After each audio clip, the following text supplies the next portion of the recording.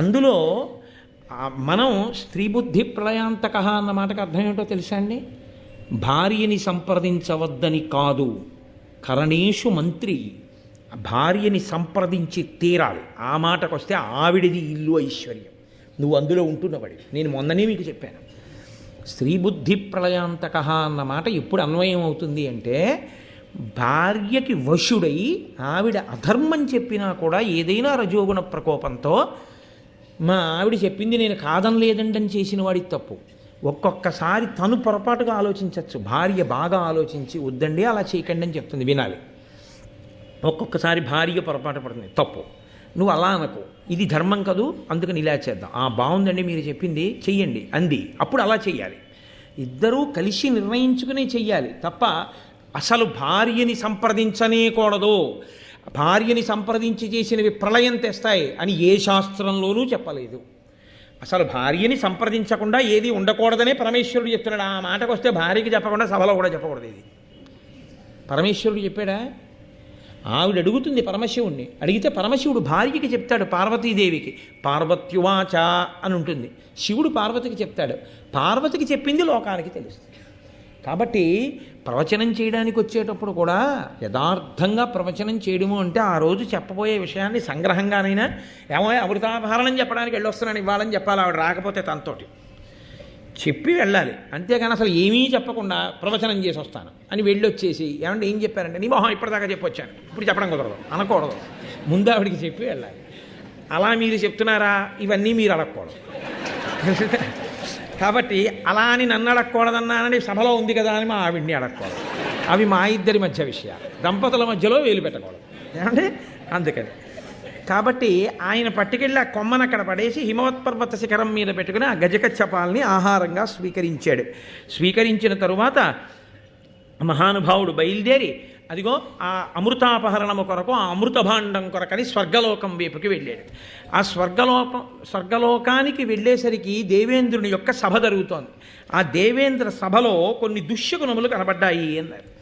ఏమిటా దుష్యగుణములు అంటే, సురపతి సభ చూడా అంగార వృష్టుల్ కురిసే, కులిశధారల్ కుంఠితంబయ్యే, దిక్కున్ జర మదములడంగెన్ సర్వదిక్పాలకాంతఃకరణములు భయోద్వేగంబునన్ సంచలించెన్.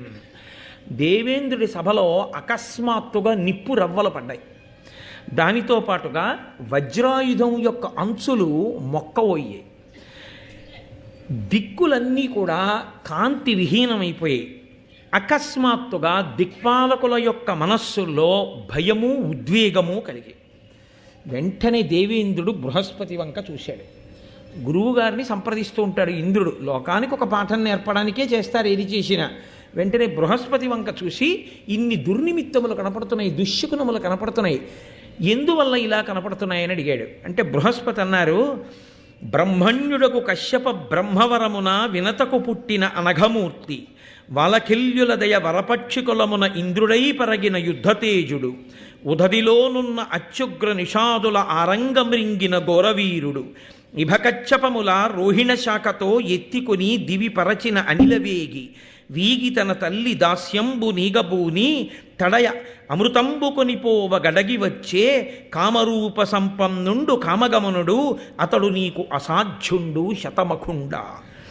నాయనా ఇంద్ర, కశ్యప ప్రజాపతి పుత్రకామేష్టి చేస్తే పుట్టినటువంటి గొప్ప తేజోవంతుడైనటువంటి కుమారుడు, వాలకిల్యుల యొక్క వరంచేత పుట్టినటువంటి పిల్లవాడు, అత్యుగ్రమైనటువంటి ప్రాణులై భూమికి ఇబ్బంది తెస్తున్నటువంటి నిషాదులందరినీ ఒక్క క్షణంలో మృంగినటువంటి మహానుభావుడు, తాబేటిని ఏనుగుని రెండు పాదములతో పట్టుకుని రోహిణి శాఖ మీద పెడితే కొమ్మ విరిగిపోయినప్పుడు వాలకిల్యులతో సహా రెండిటిని పాదములతో ముక్కుతో కొమ్మని పట్టుకుని వెళ్ళి వాలకిల్యుని రక్షించినటువంటి తేజోమూర్తి, తన తల్లి దాస్యాన్ని పోగొట్టడం కోసమని, అమృతాన్ని తీసుకెళ్ళి పాములకి ఇవ్వడం కోసమని, కామరూప సంపన్నుడు అంటే ఎప్పుడూ అంతరూపంతో ఉండడు. ఆయన అనుకుంటే హ్రస్వమైపోతాడు, చిన్నవాడైపోతాడు, లేదా ఇంకా పెరిగిపోతాడు, ఇంకొక రూపాన్ని పొందేస్తాడు. అన్ని శక్తులున్నటువంటి వాడు, అష్టసిద్ధులున్నటువంటి వాడు,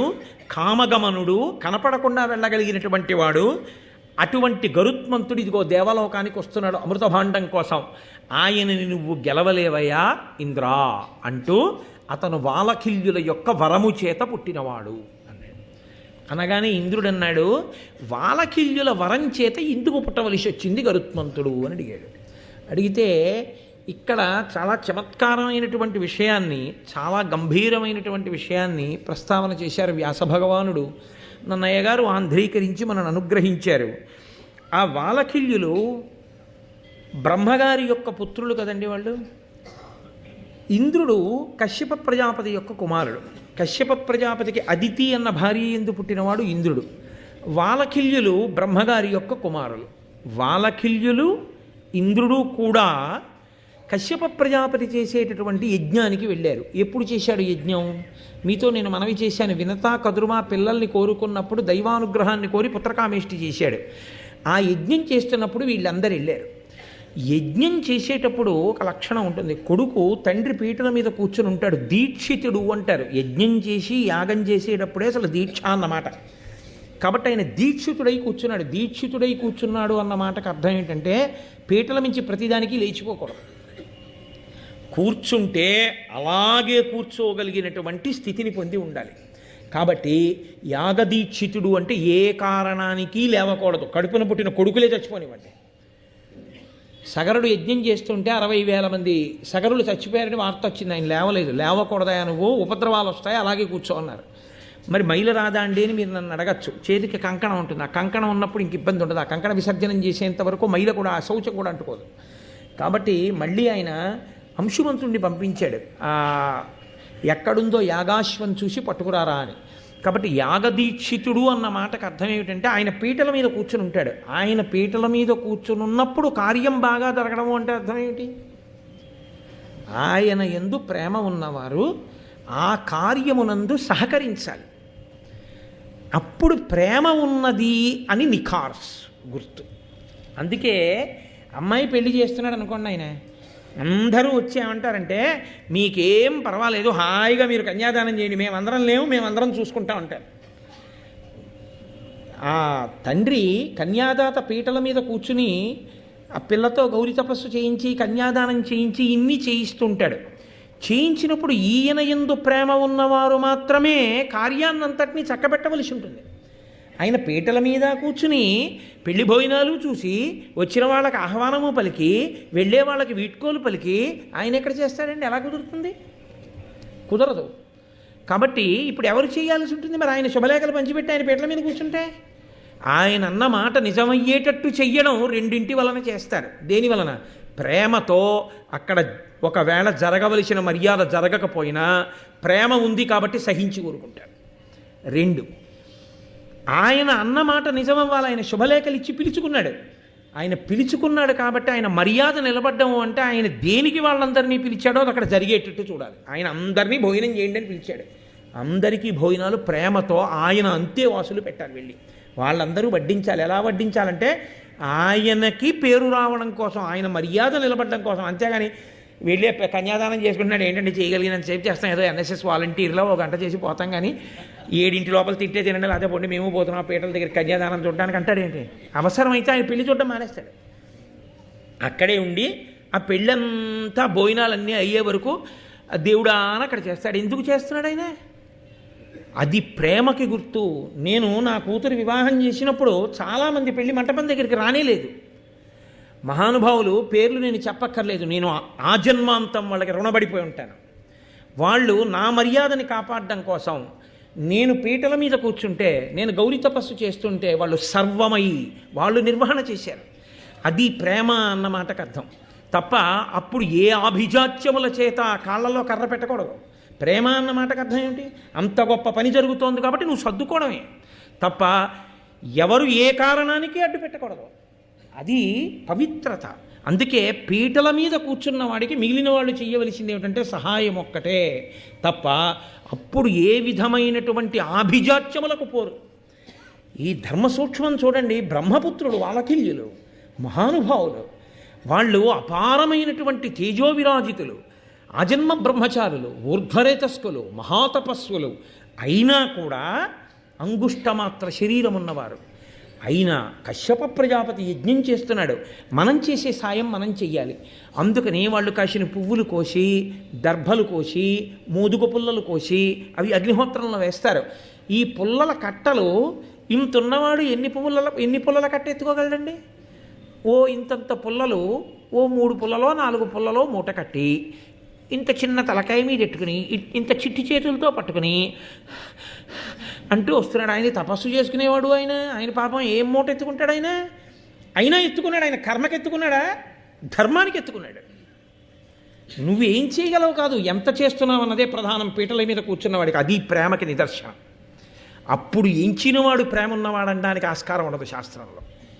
కాబట్టి వాళ్ళు ఆ మూట పట్టుకుని వెడుతున్నారు వాలకిల్యులు. ఇంద్రుడు పెద్ద దర్భల కట్ట, పెద్ద సమిధల కట్ట భుజాల మీద తల మీద పెట్టుకుని తాను ఎడుతున్నాడు. తాను ఎందుకు చేయాలి? ధర్మానికే చేయాలి. తండ్రి గారు చేస్తున్న యజ్ఞం కొడుకు చేయకపోతే ఎవడు చేస్తాడు? నా కూతురు పెళ్ళవుతుంటే నా కొడుకు చెయ్యాలి అంతే. ఎందుకు చేయాలంటే నాన్నగారండి నేను చూడద్దు ఏంటండి, నాన్నగారండి పెళ్ళి అంటే అవసరమైతే మానేసి చెయ్యాలి. నువ్వు చూడటం ప్రధానమా, తండ్రి గౌరవం ప్రధానమా అంటే తండ్రి గౌరవమే ప్రధానం అంతే, తప్పదు. గురువుగారు అమ్మాయి పెళ్లి చూడటం ప్రధానమా, గురువుగారి గౌరవం ప్రధానమా? గురువుగారి గౌరవమే ప్రధానం. గురువుగారు అమ్మాయి కన్యాదానం నువ్వు చూడకపోయినా పర్వాలేదు. అంటే నా విషయంలో నేను చెప్పట్లేదు ఈ విషయం, ఎప్పుడైనా ఎక్కడైనా అంతే.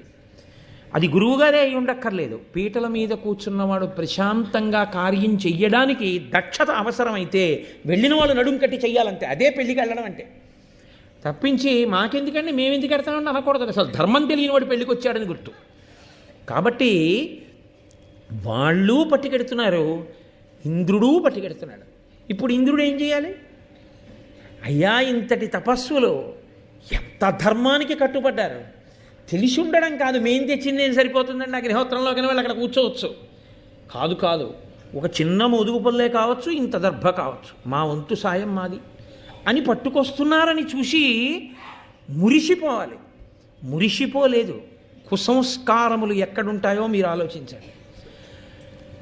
ఇవి ప్రధానంగా ఎక్కడ బయటకు వస్తాయంటే మన ఇంట్లో శుభకార్యం చేసేటప్పుడే బయటకు వస్తాయి ఇవన్నీ. ఎవడైనా శుభకార్యం తలపెట్టాడు అనుకోండి, వెళ్ళిన వాడికి ముందు ఏది వెతుకుతాడంటే వాడికి మనం ఏ రకంగా పేరెట్టచ్చు, ఏ రకంగా వాడిని ఇబ్బంది పెట్టచ్చు. వీడికి సమస్తము తెలిసినట్టు వాడికి వంక పెట్టేవాడే కానీ నిజంగా వాడిని ప్రేమతో అనువర్తించి నిలబడేటటువంటి వాళ్ళు చాలా తక్కువ మంది ఉంటారు. ఆ విషయంలో నేను చాలా భాగ్యవంతుణ్ణి. నా కూతురు వివాహం చేసినప్పుడు ఎంత గొప్పగా నిలబడ్డారు అందరూ. కాబట్టి అది తెలిసి ఉంటుంది. అది తెలిసి ధర్మం కోసం మహానుభావులు పట్టుకొస్తున్నారు. వాళ్ళని చూసి సంతోషించి అభినందించవలసినటువంటి వాడు అభినందించకపోగా మీరెంత, మీ శరీరాలెంత, మీరు తెస్తున్న మూటలెంత, దీనికి పెద్ద అగర్పు చెమట, వాళ్ళని చూడండిరా ఎన్ని దర్భలు తెచ్చేస్తున్నారో అని పక్క నవ్వాడు. వాళ్ళ దర్భల మూటలు తీసుకొచ్చి యజ్ఞశాలలో పడేసి చూడడానికి బొటనవేలంతున్నారు. వాళ్ళు ఇంద్రుడి వంక చూసి అన్నారు, రణ విజయుడనల తేజుండనిమాది గుణార్జుడుజుతుడయ్యడు వీరాగ్రణి శతముకు కంటెను శతగుణ వీర్యుండైన పుత్రకుండజితుండై అన్నారు. నేను ఇంద్రుండని కదా నీకు అహంకారం, మమ్మల్ని చూసి నవ్వావు. ఇంద్రుడి కన్నా గొప్పవాడు, యుద్ధమునందు గెలవబడలేనివాడు, ఆయన్ని గెలవడం ఎవరికీ సాధ్యం కాదు. ఇంద్రుడి కన్నా చాలా గొప్పవాడు, స్వతసిద్ధంగా అణిమాది అష్టసిద్ధులను సాధించుకున్నవాడు. అటువంటి మహానుభావుడు ఒకడు ఇప్పుడు ఈ పుత్రకామేష్టి వలన కశ్యప ప్రజాపతికి కొడుకుగా జన్మించుగాక. ఆయన ఈ ఇంద్రుడి కన్నా గొప్పవాడై ఇంద్రుడవుతాడు. ఊడిపోయిందా పదవి? వెంటనే కశ్యప ప్రజాపతి యొక్క ధర్మము అన్న మాటకు అర్థం చూడండి. అది విశాల హృదయం, అది ధర్మం. అది మనం నేర్చుకోవలసింది మహాభారతంలోంచి.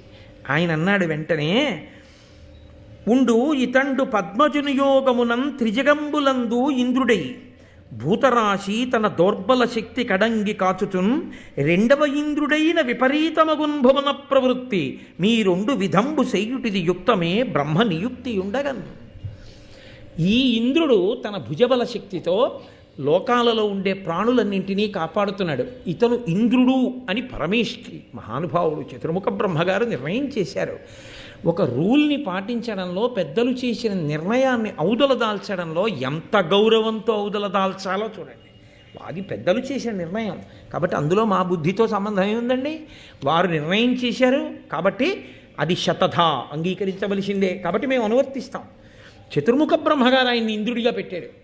ఆ ఇంద్రుడు లోకములన్నింటినీ తన భుజబలంతో కాపాడుతున్నాడు. ఒక ఇంద్రుడు ఉండగా మళ్ళీ ఇప్పుడు పుట్టబోయే పిల్లాన్ని ఇంద్రుణ్ణి చేస్తే బ్రహ్మగారు నొచ్చుకోరయ్యా? నేను ఒకడిని ఇంద్రుణ్ణి చేశాను, వాళ్ళు ఒకడిని ఇంద్రుణ్ణి చేశారు, ఇలా ఎవరి మానాన వాళ్ళు ఎవరిని పడితే వాళ్ళని ఇంద్రుణ్ణి చేసుకుంటూ పోతే లోకంలో ఇంతమంది ఇంద్రులు బయలుదేరితే ఏ ఇంద్రుడు ఏది చెయ్యాలన్న విషయంలో మళ్ళీ పరమేష్ఠికి ఎంత తలపోటు వద్దు. వాణ్ణి ఇంద్రుడిగా ఉండనివ్వండి, కానీ మీ వాక్కు వృధా కారాదు. కాబట్టి ఈ పుట్టబోయేటటువంటి పిల్లవాడు పక్షులకు ఇంద్రుడగుగాక, అంటే పక్షులకు అంత గొప్పవాడుగుగాక, పక్షులలో అంత గొప్పవాడుగుగాక. కాబట్టి శరీరం పక్షి శరీరమైన ఇంద్రుడు కూడా గెలవలేడు, అన్ని గుణములతో ఉంటాడు. కాబట్టి నిలబడింది. వాళ్ళు కూడా వాలకిల్యుల యొక్క గొప్పతనం కూడా ఎక్కడుందంటే పెంకితనం అని ఒక మాట ఉంటుంది లోకంలో. అదే మౌఢ్యం, మూర్ఖత్వం. మూర్ఖత్వానికి పోకూడదు. అన్నిటికన్నా చాలా చాలా గొప్ప గుణం ఏమిటో తెలుసా అండి? తెలియకపోవడం ఎప్పుడూ తప్పు కాదు. తెలియకపోవడం అన్న ఒక మాట పట్టుకొని మీరు రాపాడించేయకూడదు మనుషుల్ని. తెలియదు, తప్పు చేశారు, దెబ్బలాడు. విన్నారు, ఇప్పుడు నువ్వేం చేయాలి? ఇదంతా నా గొప్పే, నే దెబ్బలాడాను కాబట్టి జరిగింది అనకూడదు. నువ్వు దెబ్బలాడితే విని చెయ్యగలిగినటువంటి హృదయ వైశాల్యాన్ని నువ్వు గుర్తించాలి, లేకపోతే నువ్వు పాపిష్టివాడి అయిపోతావు. అవతల వాళ్ళు మారారు, అవతల వాళ్ళు ఎంతో మర్యాద ఇచ్చారు నీ మాటకి, నువ్వు ఎంత గౌరవాన్ని నిలబెట్టుకోవాలి, నువ్వు ఎంత ప్రేమించాలి, నువ్వు ఎంత నెత్తి మీద పెట్టుకోవాలి. ఆ నెత్తి మీద పెట్టుకోవడం నీకు చేత కాకుండా నువ్వు ఎప్పుడూ అలాగే ఉగ్రంగా ఉంటానంటే అర్థం లేదంతే ఆ స్థితికి. అది వాలకిల్యుల యొక్క హృదయం. వాళ్ళు అన్నారు తప్పు చేశాడని, ఇతనికన్నా గొప్పవాడు ఇంద్రుడు పుడతాడు అని. కానీ కశ్యప ప్రజాపతి ఈ మాట చెప్తే తథాస్తు. అందుకే ఉత్తముడైన వాడి కోపం క్షణం ఉండిపోతుంది. అలా కాకుండా ఇంకా అదే పనిగా ఇంక అసలు ఎప్పుడూ ఆ కోపాన్నే నెమరవేసుకుంటూ ఉండిపోయాడు అనుకోండి, పాపిష్టివాడు వాడు. ఉత్తమే క్షణకోపస్య మధ్యమే ఘటికాద్వయం మదమే స్యాదహోరాత్రం పాపిష్టే మరణాంతక. అలా ఉండకూడదు కోపం అన్నది. కాబట్టి మహానుభావులు వాలకిల్యులు కూడా పరమ సంతోషంగా అంగీకరించారు. ఈ కథ నీకు తెలియంది కాదుగా. ఎవరు చెప్తున్నారు? బృహస్పతి చెప్తున్నారు ఇంద్రుడితోటి. నీకు తెలియంది కాదుగా. వాలకిల్యుల అనుగ్రహంతో పుట్టినవాడు, అంత ప్రతాపవంతుడై, అంతటి గమన వేగము కలిగిన వాడై, కామరూపుడై ఆయన బయలుదేరి వస్తున్నాడు అమృతాపహరణమునకు. నువ్వేం ఆపుతావయా? నువ్వు ఆపలేవు అని బృహస్పతి చెప్పవలసిన మాట చెప్పారు. కానీ తన కర్తవ్యమో మాట ఉంటుంది కదా. అంతమందికి మాట ఇచ్చి అమృతాన్ని తన దగ్గర దాచినప్పుడు నేను దాస్తాను అన్నవాడు బలం ఉన్నా లేకపోయినా ఇప్పుడు యుద్ధం చేసి అమృతాన్ని రక్షించడానికి కావలసిన ప్రయత్నం చేయవలసిందే. పురుష ప్రయత్నము అని ఒక మాట. ఉద్యోగం పురుష లక్షణం. ఇది ఎక్కడదో తెలుసా అండి? మహాభారతంలోదే. ఉద్యోగం పురుష లక్షణం అంటే ఎవరి దగ్గరికో వెళ్ళి ఆయన్ని యజమానిగా స్వీకరించి 4 రూపాయలు తెచ్చుకోమని కాదు. ఉద్యోగం పురుష లక్షణం అంటే ప్రయత్నం పురుష లక్షణం. ఉద్యోగం అంటే ప్రయత్నం. తను ప్రయత్నం చెయ్యాలి. ఏ ప్రయత్నము చేయకుండా గాలికి వదిలేసి కూర్చోకూడదు, అవే జరుగుతాయి లేని. ప్రయత్నం చేస్తూ ఉండడం పురుషుని యొక్క లక్షణం. కాబట్టి ఆయన తన వంతు కర్తవ్యం తన నిర్వహణ చెయ్యాలి. అంతేగాని వాళ్ళు చెప్పారండి, బృహస్పతి గారు చెప్పారండి, ఆయన అంత గొప్పవాడని వాలకిల్యులు వరం ఇచ్చారండి, ఇంకా ఎందుకండి అనవసరంగా యుద్ధానికి, నువ్వు ఏమీ వెళ్ళలేదండి, ఆయనకు దండేసి స్వాగతం చెప్పి పట్టుకుబొమ్మని ఇచ్చేసానంటే అనకూడదు కదా. అలా అంటే అది ఇంకోలా ఉంటుంది. కాబట్టి తన కర్తవ్యం తాను నిర్వహిస్తే అమృతాన్నే పండించింది మహాభారతం. కాబట్టి ఇప్పుడు ఆయన ఆ రక్షకుల్ని పిలిచి మీరందరూ వెళ్ళి అమృత భాండానికి రక్షకులుగా ఉండి గరుత్మంతుడితో యుద్ధం ప్రారంభం చేయండి అంటే ఈయన లోపలికి వెళ్ళిపోయాడు కాదు, ఈయన యుద్ధానికి వచ్చాడు. వారలు బహుప్రాకారాకారులు వీరులు నిశత ఖడ్గాది మహాదారుణ శస్త్రధరులు కృష్ణారుణ శీత పీత ఘనతరాంగత్రాణులు. ఆ వచ్చినటువంటి అమృతభాండాన్ని రక్షణ చేసేటటువంటి వాళ్ళు సామాన్యమైన వాళ్ళు కారు. గొప్ప బాహుపరాక్రమం కలిగినటువంటి వారు, చాలా వాడి అయినటువంటి ఖడ్గాది ఆయుధములను పట్టుకున్నటువంటి వాళ్ళు తెల్లని, నల్లని, పచ్చని, ఎర్రని మెరిసిపోతున్నటువంటి కవచములను కట్టుకుని ఉన్నారు. వాళ్ళందరూ కూడా గరుత్మంతుడితో యుద్ధాన్ని ప్రారంభం చేశారు. ఆయనకి వేరే అస్త్రాలు శస్త్రాలు అక్కర్లేదు. ఆయన రెక్కలు, ఆయన ముక్కు ఇద్దరు కనపడతారు మనకి. హనుమ, గరుత్మంతుడు వీళ్ళిద్దరికీ వేరే ఆయుధాలు అక్కర్లా. వాళ్ళలోని శక్తియే వాళ్ళకి రక్ష. వాళ్ళు ఎంత పెద్ద వినాశనాన్నైనా చేయగలరు, ఎంత గొప్ప రక్షణైనా కట్టగలరు. ఇద్దరూ మహానుభావులే, ఇద్దరూ గమనశక్తి కలిగినటువంటి వాళ్ళే, అటువంటి స్థితి ఉన్నవాళ్లే. కాబట్టి ఇప్పుడు ఆ అమృతాన్ని రక్షించే వారితో యుద్ధం ప్రారంభమైంది. వితతోల్కాశ నిపుంజమొక్కయనగా విన్వీధి విక్షిప్త పక్షతి వాతాహతి తూల శకలాకారంబులై వారిద ప్రతతుల్ సాల్పడి నల్గడంచదరగా బారెన్ మనోవేగుడై పతగేంద్రుండమృతాంతికంబునకు తత్పాలుర్భయం బందగన్. ఆ గరుత్మంతుడు ఆ రెక్కలని అల్లారుస్తూ ఆ స్వర్గలోకంలో ఒక్కసారి విహరించి వాళ్ళని తన రెక్కల చేత కొట్టి ముక్కుతో వాళ్ళని పొడుస్తుంటే అక్కడ పిడుగులు ఒక్కసారి కొన్ని వేల పిడుగులు పడుతున్నటువంటి గాలి వస్తే ఎలా ఉంటుందో అటువంటి పరిస్థితి ఏర్పడింది. పెద్ద గాలికి దూది పింజల వంటి మేఘములు ఎలా కొట్టబడతాయో అలా ఆ కాపు కాస్తున్నటువంటి వీరునందరినీ చెదరగొట్టి పక్షతుండాగ్ర నఖక్షత దేహులై బోరన నవరక్త ధారలులుక విహగేంద్రునకు నోడి నిహతులై సురవరుల్ సురరాజు మరుపు సొచ్చిరి కలంగి సాధ్యులానాయాస సాధ్యులై పారిరి పూర్వాభిముఖులై గర్వముడిగి వసువులు రుద్రులు వసుహీన విప్రుల క్రియ దక్షిణాశ్రితులయిరి భీతినంది అపరదిక్కు పొంది రాదిత్యులు ఆశ్వినులు ఉత్తరమున కొరగి బరచి అనల వరుణ పవన ధనద యమాసురుల్ వీక దరింగి కందిశీకులైరి.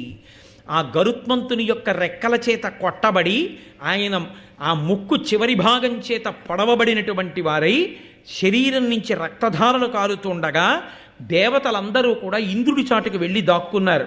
సాధ్యులందరూ కూడా ఆ యుద్ధభూమిని విడిచిపెట్టి తూర్పు దిక్కుకు పారిపోయారంటే 4 దిక్కులకి చెల్లాచెదరైపోయారంటారు చూసారా, అలా సాధ్యులు పూర్వ దిక్కుకు పారిపోయారు. వసువులు రుద్రులు దక్షిణ దిక్కుకు పారిపోయారు. డబ్బు లేనటువంటి వారు దక్షిణ కోసం ఆశ్రయించినట్టు దక్షిణ దిక్కును ఆశ్రయించారు అన్నారు. కాబట్టి వసుహీన విప్రుల, డబ్బు లేనటువంటి పేదవారైన బ్రాహ్మణులు దక్షిణని కోరుకున్నట్టుగా వారందరూ కూడా దక్షిణ దిక్కుకు పారిపోయారు. అలాగే అపరదిక్కు పొంది ఆదిత్యులు అశ్వినులు ఉత్తరమునకు అనరబరచి, ఆ ఆదిత్యులు అశ్వినులు వాళ్ళందరూ ఉత్తర దిక్కుకు పారిపోయారు. ఇక మిగిలినటువంటి అగ్ని, వరుణుడు, వాయువు, కుబేరుడు, యముడు, మిగిలినటువంటి దేవతలు శరీరమునకు కారుతున్నటువంటి ఆ రక్తధారల చేత వారు దేవలోకాన్ని విడిచిపెట్టి పారిపోయారు. పారిపోయిన తర్వాత ఇప్పుడు ఆయన ఆ అమృత భాండం ఉన్న ప్రదేశం దగ్గరికి వెళ్ళి ఆ అమృత భాండాన్ని తీసుకుని వెళ్ళిపోవడానికి ఉద్యుక్తుడయ్యాడు. దాని మీద పదునైన ఆకులు, అంటే వాడి కత్తులు ఎలా ఉంటాయో అలాంటి ఆకులు కలిగినటువంటి ఒక భయంకరమైన చక్రం తిరుగుతోంది. ఆ చక్రం కింద 2 పాములు ఉన్నాయి. ఆ 2 పాముల యొక్క నోటిలోంచి అగ్నిహోత్రాన్ని వెదజల్లుతున్నాయి. ఆ అగ్నిహోత్రం ఎలా పైకి లేస్తోందంటే ఏదో తల పైకెత్తి నాలుకతో అందినటువంటి మధుర పదార్థాన్ని నాకితే ఎలా ఉంటుందో అలా 2 పాములు విడిచిపెట్టినటువంటి అగ్నిహోత్రపు శిఖలు పైకి లేచి ఆకాశపు అంచుల్ని నాకుతున్నాయి. అంత అగ్నిహోత్రం పైకి లేస్తోంది. చూశాడు మహానుభావుడు.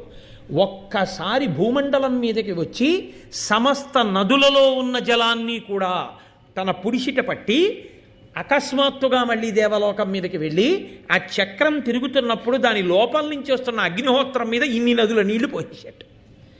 అగ్నిహోత్రం చల్లారిపోయింది. అది ఆయన బలం అంటే. గరుత్మంతుని యొక్క బలం అంటే స్మరిస్తే చాలన్నారు.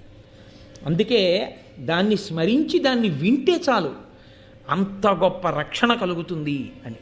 గరుత్మంతుడొకడు, హనుమ ఒకరు ఎప్పుడూ రక్షణ చేస్తూ ఉంటారు. అంతటి వినయశీలుడు. కాబట్టి ఆ అగ్నిహోత్రం ఆరిపోయింది. ఘోర వికార సన్నిహిత కోపముఖంబులు దీప్త విద్యుదుల్కారుణదారుణాక్షములునై నిజ దృష్టి విషాగ్ని అన్యులం చేరగనీక ఏర్చుచు ప్రసిద్ధముగా అమృతంబు చుట్టూ రక్షారతినున్న ఉగ్రభుజంబుల రెండిటి గాంచి చిచ్చరన్. ఆయన వెంటనే కామరూపం కలిగినటువంటి వాడు కదండి. ఆ చక్రం కింద ఉండి నోళ్ళిలా ఎత్తి భయంకరమైన కళ్ళతో చూస్తూ అగ్నిహోత్రాన్ని వెలజల్లుతున్నటువంటి ఆ నాగుల్ని చూశాడు. ఆ పైన తిరుగుతున్నటువంటి చక్రాన్ని చూశాడు. సూక్ష్మరూపం ధరించి చిన్న రూపాన్ని పొంది ఆ చక్రం పైనుంచి కాకుండా చక్రం పక్క నుంచి చక్రం కిందకి దూరాడు. చక్రం కిందకి దూరి తన వంకే చూస్తూ అగ్నిహోత్రాన్ని విడిచిపెట్టడానికి ప్రయత్నిస్తున్నటువంటి ఆ పాముల యొక్క కన్నులలో ధూళిపడి వాటికి కళ్ళు కనపడకుండా అయిపోయేటట్టుగా ఆ రెక్కలను అల్లార్చేసరికి ఆ ధూళి అంతా రేగి ఆ కన్నులలో పడి కన్నులు కనపడక ఆ పాములు చల్లాచెదరైపోయారు రెక్కల చేత కొడితే. అప్పుడు ఆ అమృత భాండాన్ని పట్టుకున్నాడు. రెక్కలు అల్లారుస్తూ దేవలోకం మించి ఒక్కసారి వెళ్ళిపోతున్నాడు అమృత భాండంతో. ఆ రెండు పాదములతో పట్టుకున్నాడు, రెక్కలు అల్లార్చి వెళ్ళిపోతున్నాడు. నిజంగా గరుత్మంతుణ్ణి ఇన్ని సన్నివేశాలలో మీరు ఒక్కసారి ఊహ చేయండి. ఆ రెక్కలు, ఆ మహానుభావుడు, ఆ వెళ్ళడం, ఆ పరిస్థితి ఎన్ని భంగిమల్లో కనబడ్డాడో చూడండి భారతంలో. ఆయన వెళ్ళిపోతున్నప్పుడు శ్రీ మహావిష్ణువు ఎదురొచ్చి ఆయన అన్నారు, కలహముననిట్లు సురవీరుల బల్వురనూర్చి యొక్కరుడ అమృతము దెక్కలికొని ఆస్వాదింపక అలోలుడుగు అని చూచి హరి ఇట్లనియన్. ఒక్కడు ఇంతమందిని ఓడించి ఆ అమృత భాండాన్ని గైకొని వెళ్ళిపోతూ దేవాసురులందరూ కూడా తాగాలని కోరుకునేటటువంటి అమృతం తనకి చిక్కిన ఒక్క చుక్క గుటుక్కని ఇలా ముక్కు పెట్టి తాగకుండా, తాను దాన్ని కోరుకోకుండా అమ్మని దాస్యం నుంచి విడిపించడానికి మాట ఇచ్చిన ప్రకారం తమ్ముళ్ళ అన్నలకి ఇచ్చేయడం కోసమని చెప్పి పట్టుకెళ్ళిపోతూ అలోలుడై అమృతం మీద లౌల్యమును పొందకుండా మాట ఇచ్చిన ప్రకారం వెళ్ళిపోతున్నటువంటి మహాపురుషుడు. మరి అన్నలకి అది ఇచ్చేస్తే వాళ్ళు తాగి అమృతాన్ని తాగడం వల్ల వాళ్ళు చిరంజీవులైతే అవని తన బలం తనకి శ్రీరామరక్ష. అంతేకాని ఈ అమృతం తాగితే నాకు బలం కాదు. అది ఆయన మీద ఆయనకి విశ్వాసం. రెండు, అందరూ ఇది తాగాలనుకుంటారు, చేత చిక్కింది, ముక్కు పెట్టి లటక్కునో చుక్క తాగేయచ్చు, కానీ ఆయన తాగలేదు. అలా తాగడం ఆయన లక్షణం కాదు. అది ఆయనకున్నటువంటి లౌల్యమును నిగ్రహించగలిగినటువంటి శక్తి. దీనికి అబ్బురపడ్డారు శ్రీ మహావిష్ణువు. చాలా సంతోషించాను. నీకేం వరం కావాలి కోరుకో అంటే, నీ విజయోత్సహమునకు లావునకు జవంబునకు అలౌల్యమునకు సద్భావనమునకు మెచ్చి వరంబీ వచ్చితి వేడుమిద్ది ఇష్టము నీకున్. నీ బలానికి, నీ విజయోత్సాహానికి, నీ మనోజవానికి, నీ అలౌల్యానికి, ఆ అమృతం తాగాలన్న కోరిక లేని నీ స్థితికి, నీ సద్భావనకి, అమ్మని దాస్యం నుంచి విడిపించాలి అన్న భక్తితో ఇంత కష్టపడిన నిన్ను చూసి చాలా సంతోషించాను. గరుత్మంతా, నీకేం కావాలి కోరుకో అంటే, గరుత్మంతుడు అన్నారు ఆయనకి నమస్కారం చేసి, అమృతాశనంబు చేయకుయును దేవా నాకు అజరామరత్వము అందుటయును అఖిల లోకంబుల కగ్గరినివైనా నీకు అగ్రంబునందు నిన్నధిక భక్తి కొలుచుచు ఉనికియు కోరితి కరుణతో దయచేయుము ఉద్ధత దైత్యభేది అనునప్పుడు వానికి అభిమతంబులు ప్రీతుడై ఇచ్చి హరి ఇట్టులనియే నాకు అనఘా వాహనంబవై మహాధ్వజమవయ్యుండువనిన పక్షియును ప్రసాదమనుచు మృక్కి పరచే అంత అతని మీద వజ్రమెత్తి వేయిచే వాసవుండు. ఆయన అన్నాడు, అమృతం తాగితే వృద్ధాప్యం రాదు, అమృతం తాగితే మృత్యువు రాదు. కానీ నువ్వు రాక్షసుల్ని, అందున చాలా ఉద్ధతితో ఉన్న రాక్షసుల్ని నిగ్రహించగలిగినటువంటి ధర్మస్వరూపడమైనటువంటి నారాయణ, నన్ను అనుగ్రహించి ఈ అమృతాన్ని తాగకుండానే నాకు వృద్ధాప్యం రాకుండా, మరణం లేకుండా వరం ఇయ్యి. వృద్ధాప్యం లేకుండా, మరణం లేకుండా నీకు వరం ఇచ్చేశారు. ఇంత బలం ఉంది, ఏం చేస్తావు దాంతో? ఆరోగ్యము అన్న మాట వెనక ఆలోచించవలసిన రహస్యం ఇది. నీవు ఆరోగ్యముగా ఉండాలని దేనికి కోరుకోవాలో తెలుసా? ఈశ్వరుణ్ణి. మళ్ళీ నువ్వు ఈశ్వర సేవ చెయ్యడం కోసం కోరుకోవాలి. ఈశ్వర సేవ ఎందుకు చెయ్యాలి? ఈశ్వరుడికి ధర్మాన్ని నిలబెట్టి అధర్మాన్ని భంజించడం తెలుసు.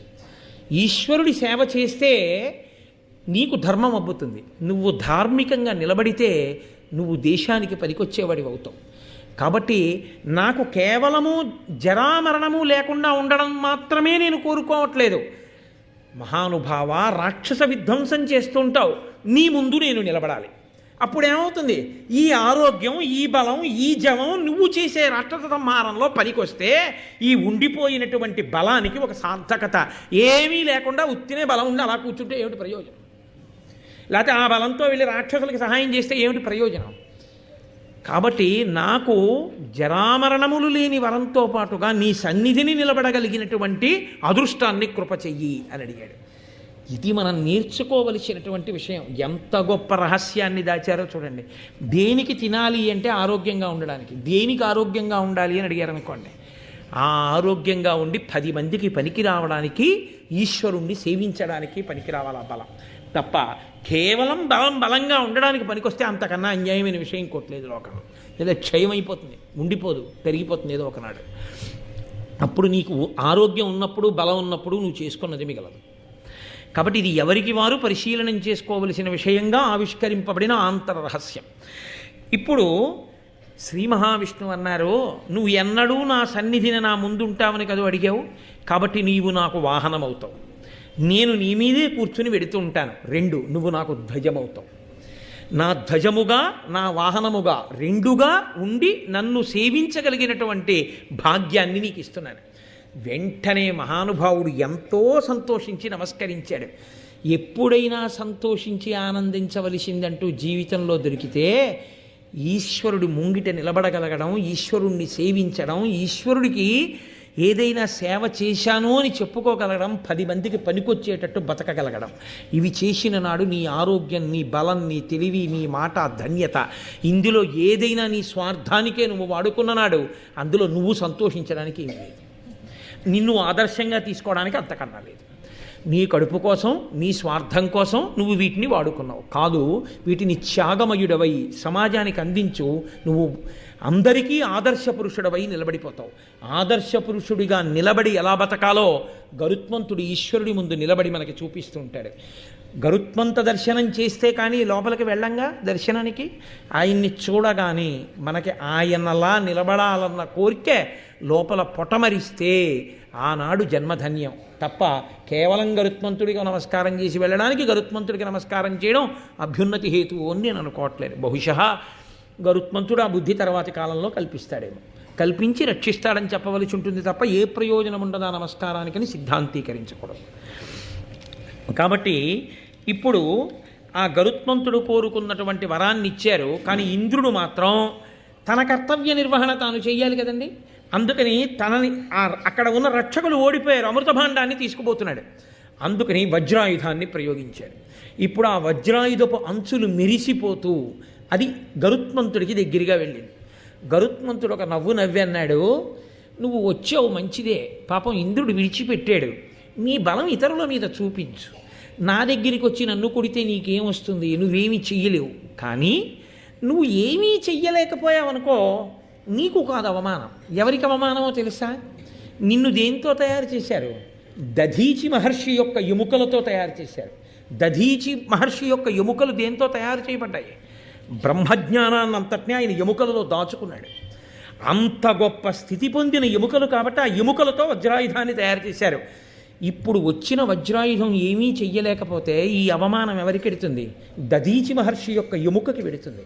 అటువంటి మహానుభావుడు అవమానింపబడ్డం నాకు ఇష్టం ఉండదు. అందుకని ఒక పంచి, ఒక ఈక ముక్కని తెంపి వెళ్ళిపో, అంతకన్నా నువ్వేం చేయలేవని. ఇప్పుడు ఆ వజ్రాయుధం ఆయన మాట మన్నించి ఒక ఈక ముక్కని కోసి వెళ్ళిపోతే అక్కడ ఉన్న ఋషులు, దేవతలు అందరూ అన్నారు, అమ్మ బాబోయ్, ఆ రెక్కలేమి, ఆ ఈకలేమి, ఆ బలమేమి. లోకంలో అన్నిటికన్నా తేలిగ్గా తీసి పారేసేటప్పుడు ఏమంటారంటే వెంట్రుక ముక్క అంటారు. గరుత్మంతుడి వెంట్రుక ముక్క ఆయన అనుగ్రహిస్తే వజ్రాయుధం తెంపింది. ఏమి బలం రా, ఏమి ఈకలు రా, ఏమి రెక్కలు రా, కాబట్టి ఈయన్ని మేము సుపర్ణుడు అని కీర్తిస్తున్నాం అన్నారు. అప్పుడు గరుత్మంతుడికి సుపర్ణుడు అని బిరుదునామా వచ్చింది. ఆ వజ్రాయుధం వెనక్కి వెళ్ళిపోయి ఆయన వెళ్ళిపోతున్నాడు అమృతభాండంతో. ఇంద్రుడు పరుగు పరుగున వచ్చాడు. వచ్చి అన్నాడు, నిరుపమాన శౌర్య నీతోడి చిలిమి సేయంగా నాకభీష్టమైన ఎదియు ఇట్టి విక్రమంబు ఇట్టి సామర్థ్యంబు కలదే ఒరులకి జగమునందు. మహానుభావ, ఏమి బలం, ఏమి పరాక్రమం, ఏమి శౌర్యం లోకంలో ఎవరికైనా ఉందో? నీతో నేను స్నేహం చెయ్యాలనుకుంటున్నాను. కాబట్టి ఇక మన ఇద్దరం శత్రువులం కాదు, మన ఇద్దరం చాలా స్నేహశీలురమై మనం జీవిద్దాం. అసలు యథార్థమునకు ఇద్దరు కశ్యప ప్రజాపతి బిడ్డలే కదండి. కాబట్టి ఇంద్రుడు అడిగాడు, నీకు అమృతం అక్కర్లేదు, నువ్వు తాగనన్నావు. అమృతము వలన ఏదొస్తుందో అది విష్ణువు దగ్గర వరంగా పొందేశావు. మరి ఇప్పుడు ఈ అమృతం నీకెందుకు? అమరుడవు, అజరుడవు, అజితుడవు, అమేయుడవు, నీకు అమృతమది ఏల ఖగోత్తమ. దీని ఒరులకిచ్చిన అమరులకును వారసాక్షులగుదురు పోరన్. నీవు చూస్తే అమరుడవు, నీకు మృత్యువు లేదు. అజరుడవు, నీకు వృద్ధాప్యం రాదు. అజితుడవు, నిన్నెవ్వరూ కూడా ఓడించలేరు. అమేయుడవు, నీ బలం ఇంత అని లెక్క పెట్టడం ఎవరికీ సాధ్యం కాదు. కాబట్టి నీకు అమృతం ఎందుకు అక్కర్లేదు. అక్కర్లేని అమృతాన్ని నువ్వు పట్టుకెడితే వచ్చే ఉపద్రవం ఏమిటో తెలుసా? నువ్వు ఎవరికో ఇవ్వడానికి పట్టుకెడుతున్నావు. ఇప్పుడు వాళ్ళకి పట్టుకెళ్ళి ఇచ్చేస్తే వాళ్ళ అమృతం తాగేస్తారు. వాళ్ళు ఎటువంటి వాళ్ళో మాకు తెలియదు, నువ్వు ఎవరికి ఇస్తావో తెలియదు. వాళ్ళు దేవతలు నిగ్రహించడానికి వీలు లేని వాళ్ళు అయిపోతారు. ఇప్పుడు వాళ్ళు పాపబుద్ధి కలిగిన వాళ్ళు, అధర్మాచరణము కలిగిన వాళ్ళు అయిన వాళ్ళై నువ్వు పట్టుకెళ్ళి ఇచ్చి వాళ్ళు తాగేస్తే, వాళ్ళని మేము నిగ్రహించలేకపోతే, ఆ సంతానము లోకంలో పెరిగిపోతే, అధర్మము జడలు విప్పి నాట్యం చేస్తే, అమృతం నువ్వు ఇచ్చిన కారణం చేత లోకంలో ధర్మం పాడైపోతే, నువ్వు తాగకపోయినా నీకు ఇన్ని గుణాలున్నా నువ్వు చేసిన తప్పు వల్ల లోకంలో ధర్మం పోలా, దేవతల్ని నువ్వు ఇబ్బంది పెట్టలా. కాబట్టి దేనికి పట్టుకెడుతున్నావు అమృతాన్ని నాకు చెప్పు. చెప్పి నీకేం కావాలి కోరుకో, అది నేను నీకు ఇస్తాను అంటే, నీ ఒరులకు ఈ అమృతం బీవలదు, నాకు మగుడనిచ్చిన నీకిష్టావాప్తియగు విధంబే కావించద అనిన హరికి గరుడండనియన్. నీకు కావలసినదేదో నువ్వు అడుగు, ఆ వరం నీకు నేను తీర్చేస్తాను, నేను చేసి పెడతాను. కానీ ఈ అమృత భాండం మాత్రం ఇవ్వకు, ఎవరికి పట్టుకెళ్ళిద్దాం అనుకుంటున్నావో వాళ్ళకి ఇవ్వకు, ఇబ్బంది వస్తుంది అంటే. గరుత్మంతుడు అన్నాడు, నేను మా అమ్మని దాస్యం నుంచి విడిపించుకోవడం కోసమని అమృతం తెచ్చిస్తానని పాములకు మాట ఇచ్చాను. ఎక్కడి వరకు వాళ్ళు నన్ను అడిగారు? అమృతం తెచ్చి ఇమ్మని అడిగారు, తాగించమని నన్ను అడగలేదు. కాబట్టి పట్టుకెళ్ళి ఇచ్చేస్తే నా దాస్యం వదిలిపోతుంది. నువ్వేం చేస్తావు? అందకూడని వాళ్ళకి అందకూడదని కదా నువ్వు అనుకుంటున్నావు. వాళ్ళకి అందకూడదని నువ్వు అనుకుంటే నేను పట్టుకెళ్ళి అక్కడ పెట్టి స్నానం చేసి వచ్చి తాగండి అని చెప్తాను, అమృతం కాబట్టి. వాళ్ళు స్నానం చేయడానికి వెళ్ళినప్పుడు అమృతం నువ్వు తెచ్చేసుకో నీ బలంతో. మా అమ్మ దాస్యము పోతుంది. అయోగ్యులు వాళ్ళైతే వాళ్ళకి అందకుండా నువ్వే చేసుకో అంటే ఆయన నాడు చాలా బాగుంది. పూనా ఉపకారం చేయి, పట్టుకెళ్ళి గబాలను నువ్వే వాళ్ళందరినీ చేతులు పట్టండి, నువ్వు నోళ్ళు తెరవండి పోసి అక్కడ పెట్టి స్నానం చేయండి. నేను కాగల కార్యంగా దరువులు చూసుకుంటారు, నేను చూస్తాను, పట్టుకుపోతాను, చాలా సంతోషం అని ఆయన అన్నాడు. గరుడుని యొక్క శక్తి చాలా గొప్పది అని చెప్పి నాకు ఇప్పుడే బృహస్పతి చెప్పాడు. నేను చూశాను. మహానుభావ, అసలు నీ శక్తి ఎటువంటిదో ఒకసారి వినాలనుకుంటున్నానయ్యా. ఇప్పుడు యుద్ధం మాత్రమే చూశాను, ఒక్కసారి నీ శక్తి ఎంతటిదో చెప్పు అంటే. ఇది గరుత్మంతుని యొక్క గొప్పతనం. సుందరకాండలో హనుమ ఎలా చెప్పుకోరో అలాగే గరుత్మంతుడు కూడా చెప్పుకోడు. ఆయన అన్నాడు, పరనిందయు ఆత్మగుణోత్కర పరికీర్తనము చేయగా ఉచితమే సత్పురుషులకు అయినను నీ కచ్చెరువుగా నా కల తెరంగు చెప్పేద ప్రీతిన్. లోకంలో ఎక్కడైనా తన్ని తాను పొగుడుకోవడం, ఇతరుల్ని నింద చేయడం, ఈ రెండు చెయ్యొచ్చయా? రెండు చంపడం చావడంతో సమానం. కాబట్టి అలా నా బలం ఇంత గొప్పదని నేను ఎలా చెప్పుకుంటాను? చెప్పుకోకూడదు. కానీ పెద్దవాడివి, దేవలోకాధిపతివి, నువ్వు అడిగిన తరువాత చెప్పాలి. నా బలాన్ని వినయంతో చెప్తున్నాను తప్ప అతిశయంతో చెప్తున్న వాడిని మాత్రం కాదు. నువ్వు అడిగావని చెప్తున్నానంతే, విను చెప్తాను. స్థావర జంగమ ప్రవితతంబగు భూవలయంబునెల్లా నా లావున భూని తాల్తు అవిలంఘ్య పయోధి జలంబులెల్లా రత్నావళితోన చల్లుదు బృహన్ నిజపక్ష సమీరణంబునన్ దేవగణేశ ఈ క్షణమ తిమ్రరివొత్తు ద్రివిష్టపంబులన్. నా బలం ఎంతటిదో నీకు చెప్తాను విను. స్థావర జంగమములతో అంటే కదిలే ప్రాణులతో కదలనిటువంటి వాటితో ఉన్న ఈ భూమండలాన్నంతటినీ కూడా నా లావున భూనిదాల్తూ అంటే కదలనివి కొన్ని ఉంటాయి, అరణ్యాలు పర్వతాలు ఇలాంటివి. కదిలేవి కొన్ని ఉంటాయి ప్రాణులు.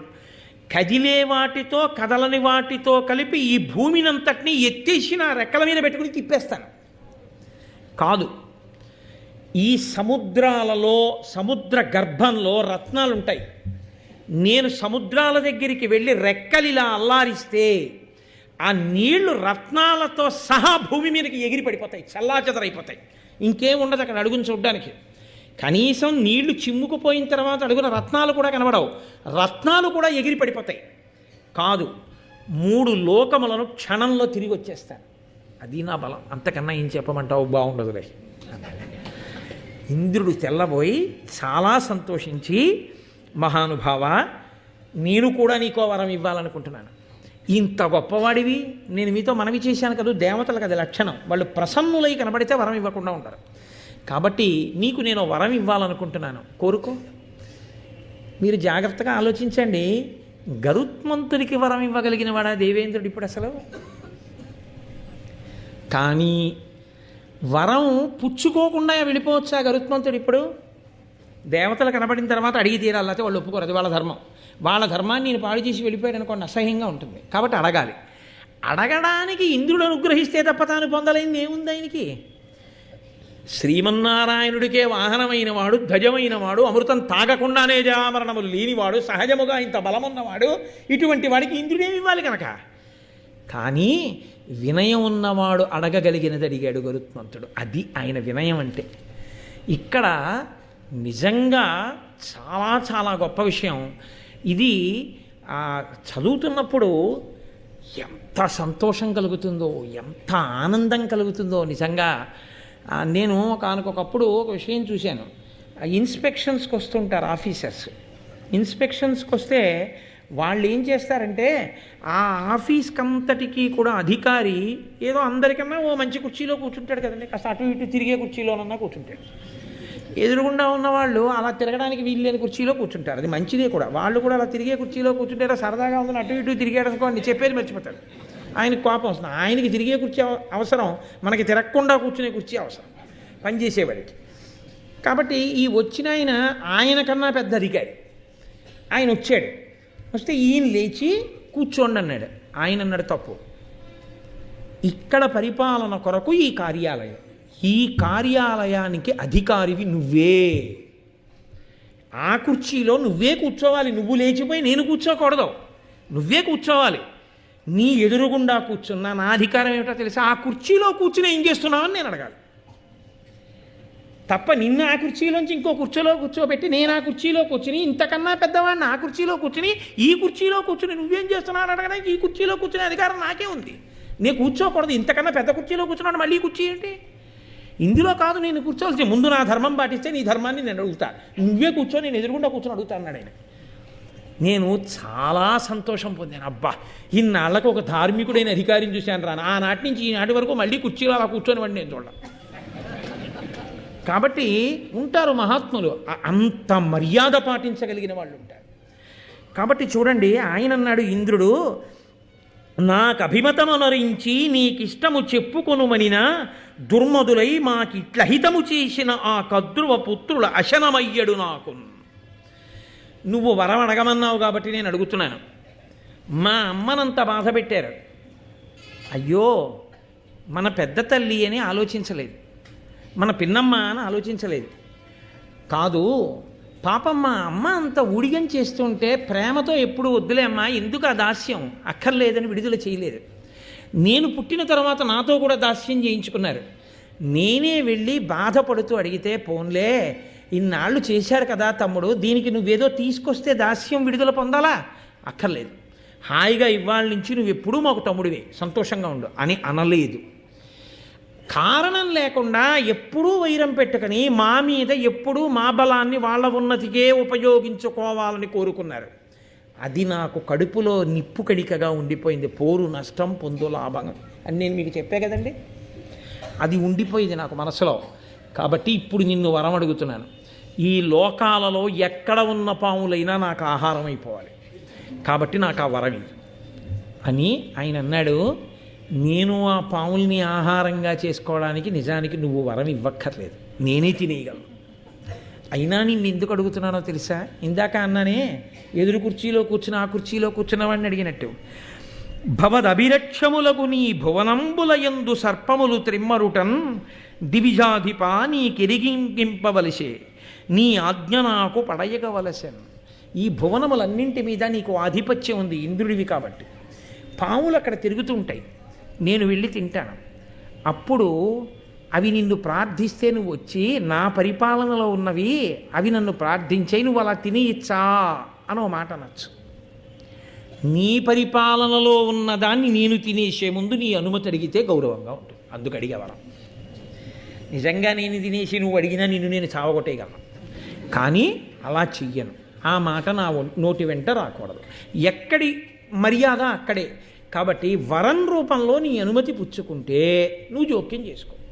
అప్పుడు నేను వరం ఇచ్చానయ్యా అని నువ్వు తప్పుకోవచ్చు. నువ్వు నా మీదకి యుద్ధానికి రావక్కర్లేదు, నిన్ను నేను ఓడించక్కర్లేదు. 10 మాటలు ఇంద్రుణ్ణి ఓడించచ్చు.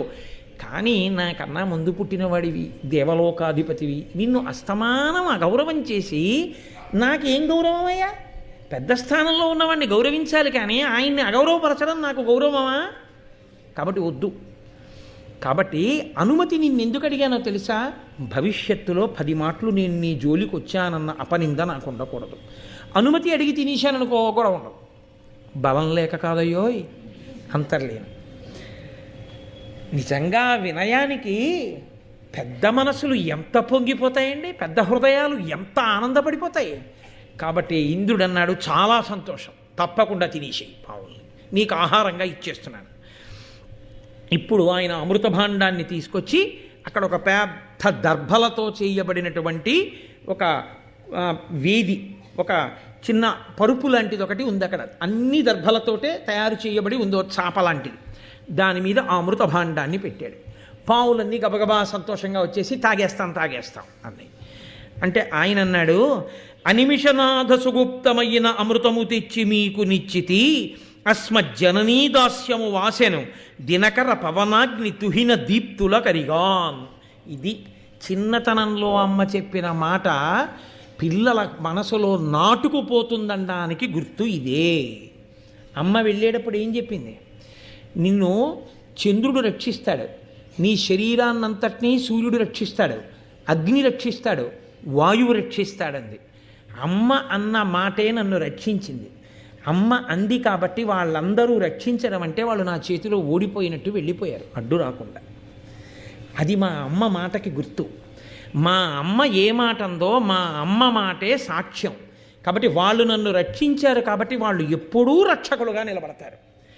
వెంటనే ఆయన ఏమన్నాడో తెలుసా అండి? అమ్మ మాట పిల్లలకి ఎంత తలకెక్కుతుందనడానికి మహాభారతంలో పద్యం సాక్ష్యం. ఆయన అన్నాడు, ఆ నలుగురినే సాక్షులుగా పెట్టాడు. చంద్రుడు, సూర్యుడు, అగ్ని, వాయువు సాక్షులుగా చెప్తున్నాను. ఇంద్రుడి చేత రక్షింపబడే అమృతాన్ని ఇమ్మని మీరు అడిగారు, నేను పట్టుకొచ్చి మీకు ఇచ్చాను. అయిపోయింది నా కర్తవ్యం. కాబట్టి ఇప్పుడు మా దాస్యం వదిలిపోయిందా లేదా? వదిలిపోయింది. కాబట్టి ఇప్పుడు నేను మా అమ్మ మీకు దాసులం కారు. ఈ అమృతాన్ని మీరు అలా ఎలా పడితే అలా వచ్చి తాగేయకూడదు. స్నానం చేసి చక్కగా ఆభరణములు పెట్టుకుని వచ్చి తాగేసేయండి. అలాగే తాగేస్తాం తమ్ముడో, చాలా సంతోషం, మీకు అదృష్టం ఉంటే చేసుకోండి అని మనసులో అనుకుని ఆయన వెంటనే తన మూపున అమ్మని కూర్చోబెట్టుకుని, అమ్మ నీ దాస్యం అయిపోయింది అన్నాడు. ఎంత సంతోషపడిపోయిందో తల్లి. ఆ తతపక్షమారుత అని కదా ఆ రెక్కలు అల్లారుస్తూ అమ్మని ఎక్కించుకుని వెళ్ళిపోయాడు. వీళ్ళు గబగబా స్నానం చేద్దామని సముద్రం దగ్గరికి వెళ్ళారు. వెళ్ళి ఆ జలాశయం దగ్గరికి వెళ్ళి స్నానం చేసి వస్తున్నారు. వెళ్ళిపోతూ గరుత్మంతుడు ఇతరులకు కనపడకుండా తనకి మాత్రం కనపడేటట్టుగా నిలబడిన ఇంద్రుడికి ఒక నమస్కారం చేసి సౌజ్ఞ చేశాడు. వాళ్ళకి చెప్పాను స్నానానికి వెడతారు, నేను వెడుతున్నాను, నీ పన్ను చేసుకో.